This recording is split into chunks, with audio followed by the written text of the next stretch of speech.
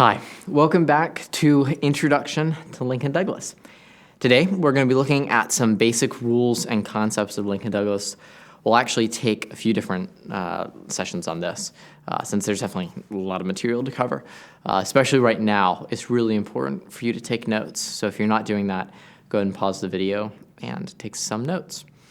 All right, so what are we going to be covering in this session? We're going to be covering three things. The first is really simple and easy. It's an abbreviation. The second is the origin of the name, and the third is the structure of the debate. And don't worry, if some of that doesn't make a whole lot of sense, we'll get to it. So first, just something to let you know. Within speech and debate, most people do not call Lincoln Douglas Lincoln Douglas. They call it LD. That's LD. So if I slip into calling it LD, you know I'm just referring to Lincoln Douglas debate. So that's something you need to be aware of. You'll hear almost everyone call it LD, not Lincoln Douglas. But that leads us to ask the question, where did the name Lincoln Douglas come from? And in order to answer that, we have to go back and do a little bit of history. And doing the history, I think, is actually going to tell us something about the nature of Lincoln Douglas debate. So Lincoln Douglas debate is named after a series of debates that happened between Abraham Lincoln and Stephen Douglas. It was before the Civil War, and the debate centered on the issue of slavery. Not necessarily the policies about it, but the morality of it. And so, Lincoln-Douglas debate in the NCFCA or in STOA or in whatever speech and debate league you're in is about values. Write that down if you're taking notes. And if you don't completely understand it, that's okay. I didn't understand it at first for a long time. We'll explain that a little bit more in later sessions, but it's important to get that idea down and start working it into your basic understanding of LD. Lincoln Douglas is about values. So, with the abbreviation out of the way, with the name out of the way, let's go ahead and move on to, I think, the next foundational thing you need to know. And this is going to be a little dry. This is just the structure of the debate.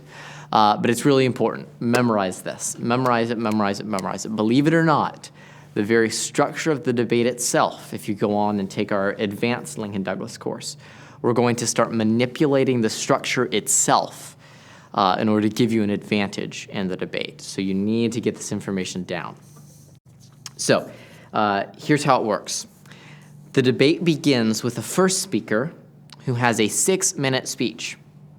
This is called the affirmative constructive because in it, the affirmative speaker, or the first speaker rather, constructs his arguments.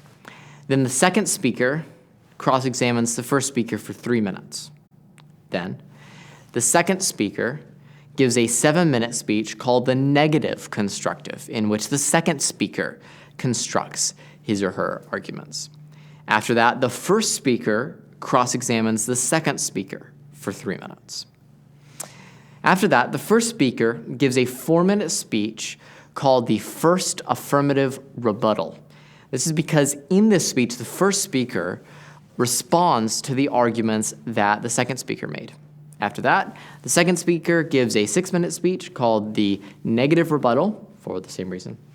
And then the first speaker closes out the debate with a 3-minute speech called the second affirmative rebuttal.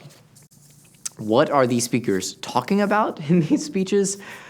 We'll get to that next time. But for now, you need to memorize this material. You need to understand this material. You need to get it. You need to get it deep into your foundational understanding of Lincoln Douglas.